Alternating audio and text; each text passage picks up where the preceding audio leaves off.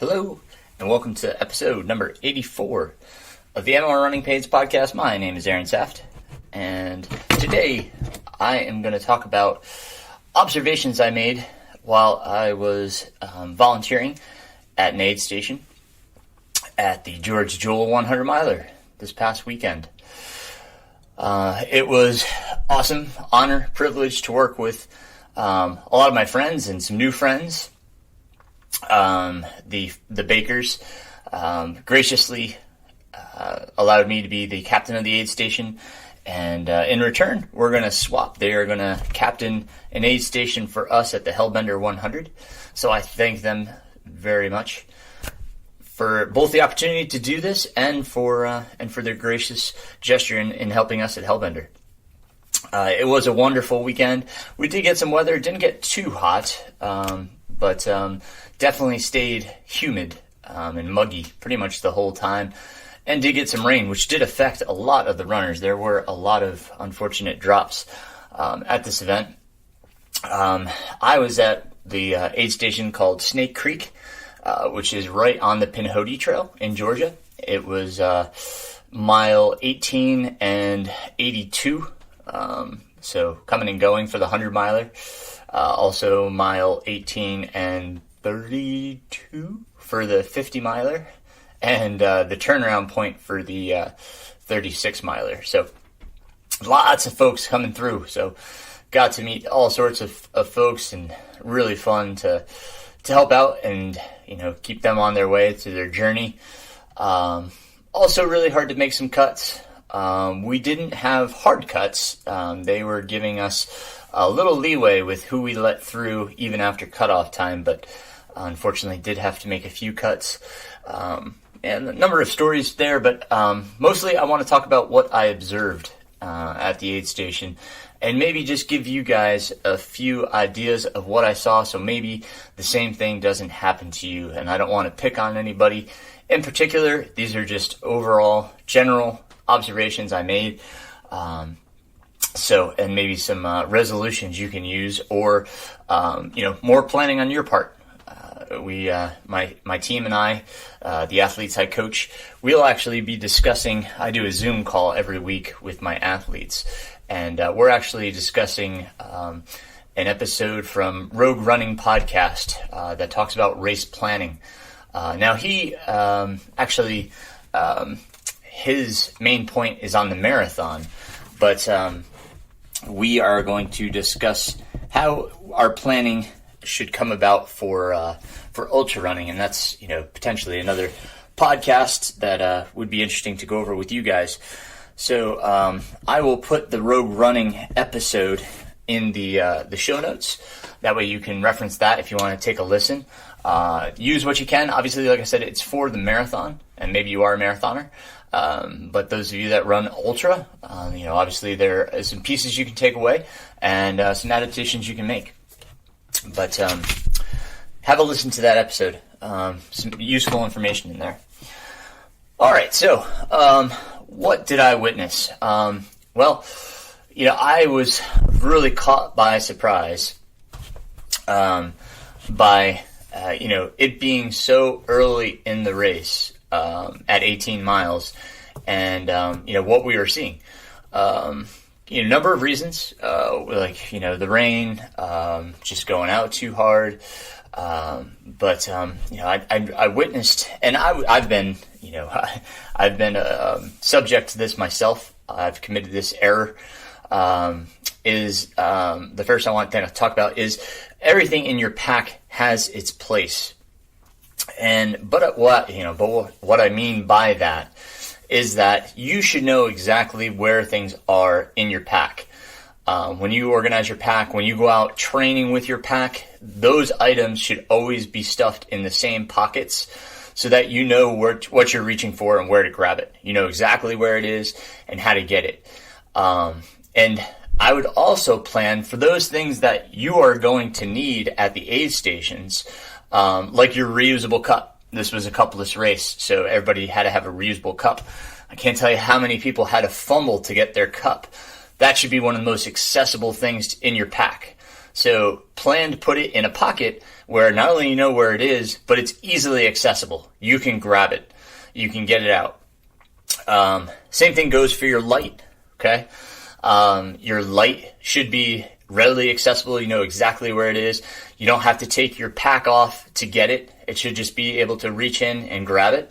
The other thing is trash. You should have a spot for your trash. Now, whether you have a specific pocket for it or it's in your shorts pocket, there should always be a spot where your trash goes, and that's one of the first things that you grab out before you get to the aid station to dump out, so that you don't have it in your way. You don't start accumulating it. It's the easiest thing to forget. But if you go into the aid station, and we'll talk about having your plan going into the aid station, but if you go into the aid station knowing that, okay, I've got my trash, there's a few other things that I want you to think about prior to getting to the aid station, but having that trash in that same spot and ready to go and dump out, that's fantastic. Nutrition. If you're carrying different types of gels or different flavors, have different pockets where those are, but know exactly where they are. Know where they are on your pack so you can grab them. Same thing with salt tabs. If you have that waterproof pocket, that's a great place for it. Phone. All of those things, they should really just be consistently placed in the same spot in your pack every time you train.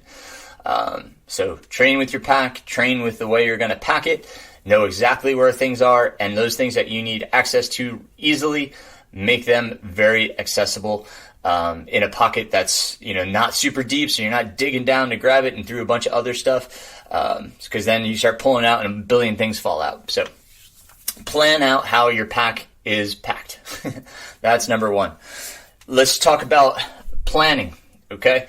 Number two, what goes into your plan, we'll start with that. Okay, so let's say that you've planned this out. You're coming into the aid station. You've got your trash. You're ready. Next thing, get your bottles or your bladder ready. If that means kind of walking into the aid station while you're taking off your pack. I saw some people doing a great thing. If they have a bladder, they slung their pack around and put it on their front. So they still put their arms through the shoulder straps, but the pack was on their chest, and so they could pull out their water bladder and open it up. And we could pour. We had pitchers, so we just poured and filled whatever they wanted, water or Tailwind or whatever the products they were looking for, Coke, ginger ale, whatever. It made it so easy. Whereas we're telling others, hey, get your bottles out. What would you like? Go in there knowing, okay, walk in with the bladder ready or your bottles open and ready and say, Tailwind this one, water this one, whatever it may be. Have that all ready. Okay.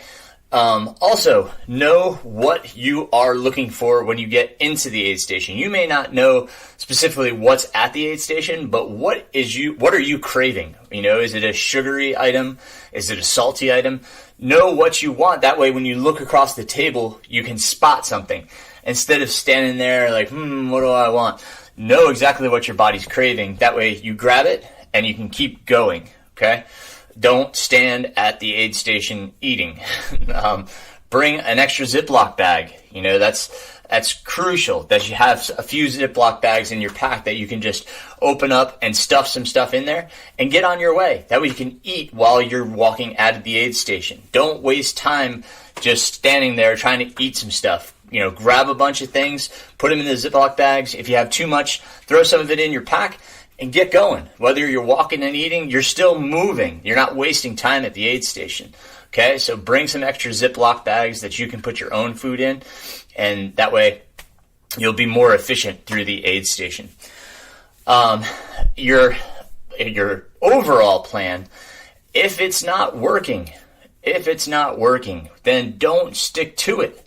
I saw a bunch of people that, they went one way and it wasn't working. Their plan obviously wasn't working, and they came back and it still wasn't working. They're now at mile 82. They've gone from 18 to 82 with a plan that wasn't working, and they're just suffering. Change, adapt. You got to, do things on the fly. You got to be adaptable. If that plan is not working, change it. Change it so that it is working. What is going to work? You have to keep problem solving. If you have crew, let them know. This isn't going right. What can I do? Sometimes we're just not thinking, and some other times people have to think for us. Ask the aid station volunteers. Most of us have been through it too. We've been through these experiences. We've had the same problems, or we can help you problem solve for problems that you may be having. What's going wrong? Talk, ask, look for help, ask for assistance. Don't keep sticking to something that's not working for you. We want to get you to the finish. There's no reason you have to suffer extra because you're trying to do it alone. This is a community. We're here to help. So ask for the help. Okay. Another thing that I saw, people would get into the aid station and just kind of feel defeated, and they're like, I'm going to drop, I've got no reason to keep going. Well, why were you doing it in the first place, right? It all begins with why. That's the gist of it. You have to have that why. We talk about it all the time. Why are you doing this? It has to be a strong reason. If you don't have a strong reason why you're doing something, it's just not going to help you move forward when it gets dark and when it gets tough. So start with why. There's a great book where, again, my athletes and I were doing a book talk in our next Zoom conference that we're talking about the book, Start With Why. It's a great book. It's a little bit more financially based, business based, if you will. But it has great principles to help us figure out why we are doing something. What is the purpose? Why are we there? It has to begin with that. When you start your training, when you sign up for this race, that why should already have been established. You need to start with that. If you're going to start with a coach, if you were to talk to me, we're going to start with why. Why do you want to train for something? Is it strong enough? Do we need to work on it? Should it evolve? Yeah, it can definitely evolve. It can change. But that why should be at the forefront, and it should be at the forefront in your race. Don't come in and just feel defeated.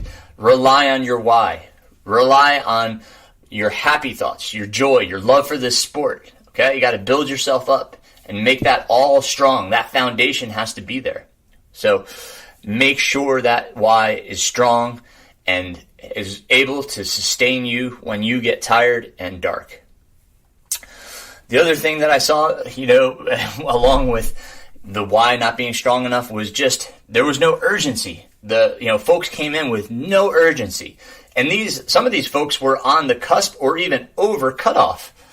I need 10 minutes. You don't have 10 minutes. You're already over cutoff. I'm trying to get you out of here so you can keep going. I wasn't trying to be aggressive or a jerk. I was trying to keep them going so that they can get to the finish and not get cut off. So, I wanted to get them, over to the finish line so they got their buckle. They earned that. But, there was no sense of urgency, that's part of, even at the front, there's this, there's people that don't have a sense of urgency because they don't feel they're pressed for a time cutoff. And, sometimes it's okay. Sometimes you have to take a moment, right? I get that. You have to refuel. You have to make sure you've got everything. You've got to collect yourself. I get that. But if you are pressed, you have to have that urgency. Not to create a stress, but you have to know if I'm telling you you're 10 minutes over cutoff and you're telling me I need 10 more minutes, it's just not there. You gotta figure it out. You gotta go, and we need to help you. The aid station needs to help you, and that's what we're trying to do. So in our way of pushing you out of the aid station, we're trying to keep you going. But you also have to have that urgency. Have to have that will to get to the finish line. It's talk to your friends when you finish. Talk to your crew about things when you finish. Get out of the aid station. Don't waste your time there. It's a time suck. So get in, get out. Have that sense of urgency. Don't waste the time there. Your time will be so much faster, and you will have that time after you finish to go over everything and to reflect and to talk and to have, the laugh and talk with your friends that you've been wanting to have. So I want you to enjoy your race, but at the same time, there has to be a balance of urgency. Let's see. Letting things go too far without addressing. Oh my goodness. I can't. There was so many examples here. And, a lot of it came down to, again, not problem solving, not thinking about or taking care of things when they first pop up. Okay. We always talk about, all right, if you get a rock in your shoe, get it out as fast as possible. Do not let it become a problem. Do not let it become a blister. Okay. Taking care of the feet. The feet are the biggest thing. If we don't take care of our feet, if they become to the point where they're chopped meat and you can't run on them, your race is over. You got to take care of those feet. When we had all of that rain, Pinhoti doesn't have a lot of drainage. The water sits in the trail. The trail is kind of like a parabola. It's a U. It just forms a channel of water, and your feet are just going to be soaking wet. What are you going to do to prevent those feet from, getting basically trench foot? I saw so many people with hurt feet because they weren't, their feet weren't getting dry. They weren't able to dry out their feet enough. I'll tell you one thing that I've done, and this started back probably in 2016. I started wearing Drymax socks when it's super wet. I'm a big fan of Exoskin and Injinji. Love my toe socks. Yep, they're great. But if it rains, if it's going to be really wet conditions, like it was at Grindstone, we ran through Hurricane Matthew, like it was at Chattanooga, my goodness, Chattanooga 100, there was just water everywhere. The whole time it just poured and our feet were soaked. But I took care of my feet. I wore the old Sage Canaday sock. They don't make it anymore, but you can look for similar properties in their socks, or just reach out to them and say, what would something similar to the Canaday sock be? Because that sock kept my foot from pruning, from getting blistered. It was fantastic in the wet. I've never had another sock like Drymax when it comes to wet conditions. Still have my Sage Canadas. I've got a slew of them. I only use them for wet ultras. They are specifically stored for those. I do change them. It's not to say that I go all 100 miles or whatever the distance is in just one pair. I do switch them out to make sure that my feet are staying dry. I wipe my feet down. If I feel any hot spots, I take care of that with some lube. In Hard Rock, my heels were getting really heated on the downhills coming down because of the shearing and the braking force that I was applying on the downhills. So we used some of the squirrel nut butter, some of their toe solve, and I only applied it once and didn't have a problem after that. So take care of those feet, address them as need be. Have a towel in your drop bag that you can dry out your feet a little bit and put on a new pair of socks. We have the socks, but if you put them on a wet foot or a foot that's kind of pruned up, it's not going to do much because they're just going to get wet as soon as you leave the aid station. And here, the urgency is taking care of the feet. You need to take that. That is the pressing issue. So when I talk about urgency, again, it's situational, right? Your feet, if they're not good, obviously you're not going to continue. So the urgency is taking care of those feet, drying off those feet, making sure that they're okay to put back in a dry sock. Now, I've also had it where my shoes are soaked. I go back to Bighorn. My socks were soaked. I came into the aid station at 50 miles, the turnaround point. Basically 2 miles before that, you run through a mile of just marsh. Your feet just go below water. Your shoes are completely soaked, and that you're turning around. So you're going to go right back through that. So, I changed out my socks only to because they were cold, and put on a dry pair to give my feet a moment to feel warm. But then obviously I turned around and went right back into that marsh and got my feet soaking wet again. So it's hard sometimes because, at this race, it rained again and people got soaked again. So, but taking care of your feet, whenever you can. What I did at Bighorn was with 50K to go, I had another drop bag. So I had a pair of shoes and socks waiting there that I could change into, which, allowed me to have, dry feet again. Even though we were going back into the weather, I wasn't going through a marsh or anything where my feet would get totally soaked. They were just super muddy. If anybody that knows Bighorn, when it rains, it's just mud. But take care of those feet so you can get to the finish line. Other things, we talk about your pack. Well, under certain conditions, your pack may rub you a way it hadn't in the past. So, what I always do is I have some duct tape on my drop bag. It's a good way to kind of show where my drop bag is, because I use different colors to try to make it stand out. But the other thing you do is peel it off and use a piece either on your skin to help prevent the chafing that's going on, or you can put it on the pack itself to see if it stops the rub. A lot of times I just put it on myself if I'm getting a rub on my neck or something, so that way the duct tape is kind of a layer between me and the pack. If you put like a lube there, it can help temporarily while you're on the trail. Just kind of keep it lubed. You should always have like a little stick on you anyway. So keep that lubed until you can get to the aid station, hopefully where there's a drop bag, and use that duct tape from your bag and put it on. Again, this is problem solving. What do you have available to you? So instead of putting a whole roll of duct tape in the drop bag, like I said, just put little pieces on the outside. And that way you can use those if need be to make corrections. Okay? So lots of stuff there, but when your gear is not working, problem solve. And again, if you're having troubles thinking of a way to resolve it, ask the aid station. People were asking us for duct tape. Unfortunately, we didn't have any at the aid station, but mental note for Hellbender, each aid station will have duct tape. But problem solve.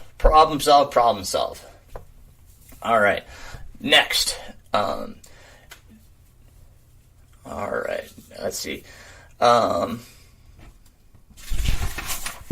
Going through my notes here. All right. So the next thing I saw was too much crew. People had too many crew members. And the reason there were too many crew members is there were too many people around the runner, and everybody's trying to do everything for the runner, but nobody had an assignment. There was nobody specifically doing, a specific task for the runner. They're all just like, what can we get you? What can we do? Instead of having assignments, you assigning your crew members roles or having a crew chief to do so, you do this, you do this. So like maybe the crew chief is refreshing all of the calories.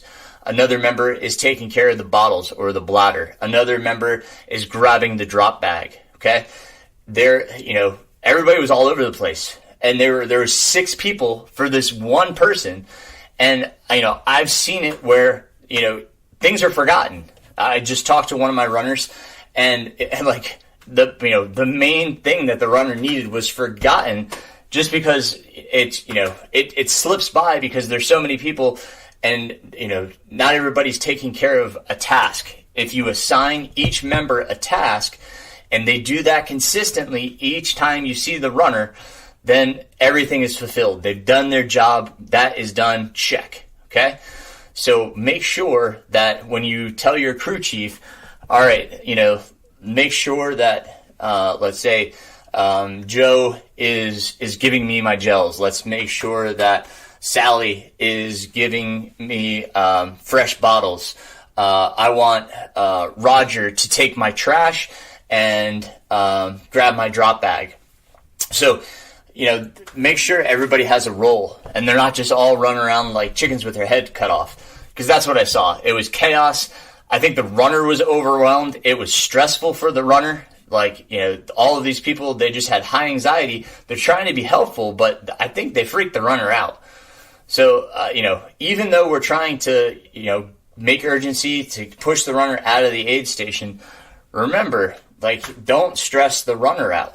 Let the runner relax and, get what the runner needs and leave feeling comfortable without the anxiety of your stress because you're trying to help the runner.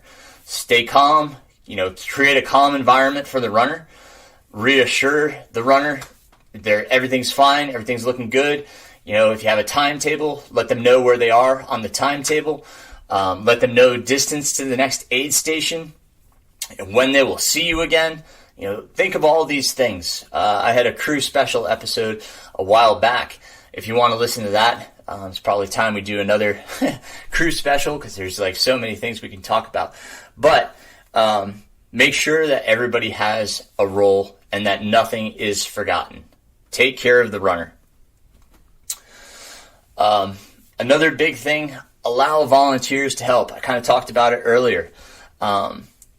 Let them take care of your bottles while you take care of other things. If you have those bottles ready when you come into the aid station, you hand them to a volunteer. Volunteer fills them up, gets them back to you. You can keep moving, right? Allow people to help. Allow people to help you. That's some of the hardest things to do, is to allow others to help you. I understand that. But that's what they're there for. They want to do that. So allow them to. Drop bags. Oh my goodness. Folks are getting much better with drop bags. That's, it's always an issue, packing a drop bag, organizing a drop bag. So let's talk a little bit about that. I did another episode, and I will put both of the crew and the other let's in the show notes. I'm just making a note so I don't forget. Let's start with drop bags. Size. All right, you don't need anything huge. All right, it's just everything gets sorted around and flown around because it's too big. So let's condense.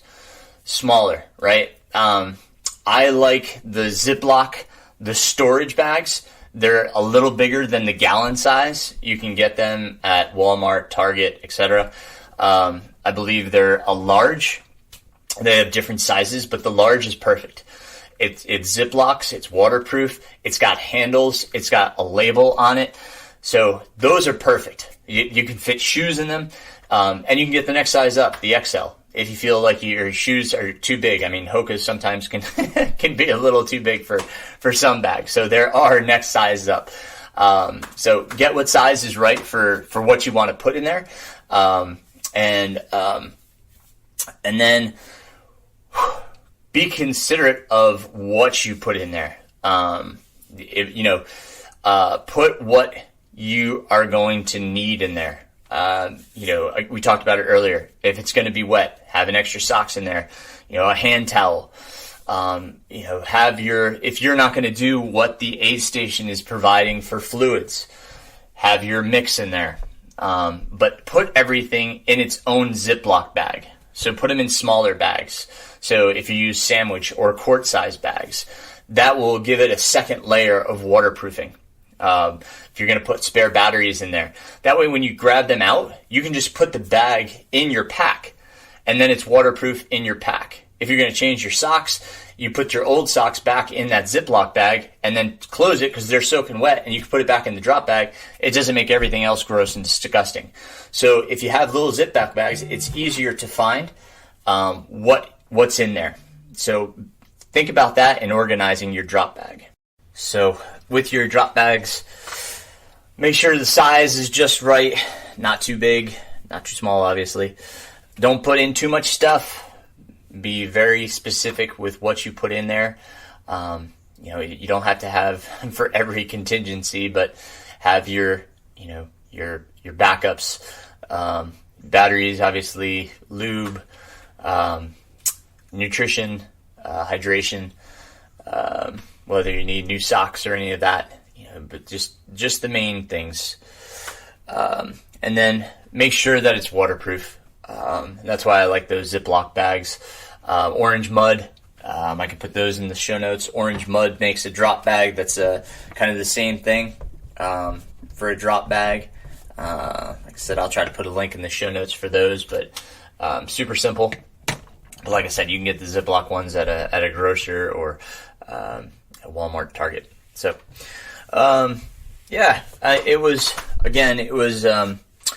it was great. Obviously, volunteering, I really enjoyed, being a small part of everyone's race. meeting some new folks. There was a great opportunity. If you have the opportunity to volunteer at an aid station, highly suggest it. We are going to be needing, obviously, people for the Hellbender 100. So if you can volunteer, we'll be getting that up. Registration will open on November 1st for entrance. And we'll be making more announcements on the Hellbender podcast. If you haven't subscribed to that, please take a moment, subscribe to the new Hellbender 100 podcast. We'll be making announcements on there, having special guests, and we're releasing that twice a month, the first and third Saturday of each month. So please subscribe to the Hellbender 100 podcast. As for me, my goodness, with everything going on, I once again apologize. I have not had time to finish the newsletter. I may just do like a September, October newsletter, just with the way things have been. This is race season, which I hope everyone has a wonderful fall race season. Some big races coming up. Some big races just happened. So I hope your training has gone well. If you have questions or want to talk about the possibility of coaching, please don't hesitate to reach out. You can reach me through my website, mrrunningpains.com. Find out more about my coaching and what opportunities I have through that website, as well as subscribe to my newsletter. All old podcasts and newsletters are archived on the website, so please visit mrrunningpains.com. You can follow me on Facebook, Instagram. All of those links are going to be in the show notes, as well as be a Patreon supporter. I greatly appreciate my supporters. Allows me to keep doing this and have this platform and sharing these things with you. Also want to hear from you. So if you have ideas for future podcasts or things you want to hear about in the newsletter, things you want to learn about, don't hesitate to reach out. Again, through my website, you can find me. Find me through social media, Strava, Aaron Saft, MR Runningpains on Strava. Follow along in my adventures. I'll be racing October 2nd at the Naturalist. Really excited to get back on the line. First race since Hard Rock, so should be fun. But again, I thank you guys for your time, for listening. If you guys have questions or comments on this podcast or any of the others, please don't hesitate to reach out. I sincerely appreciate it. And until next time, keep running, my friends.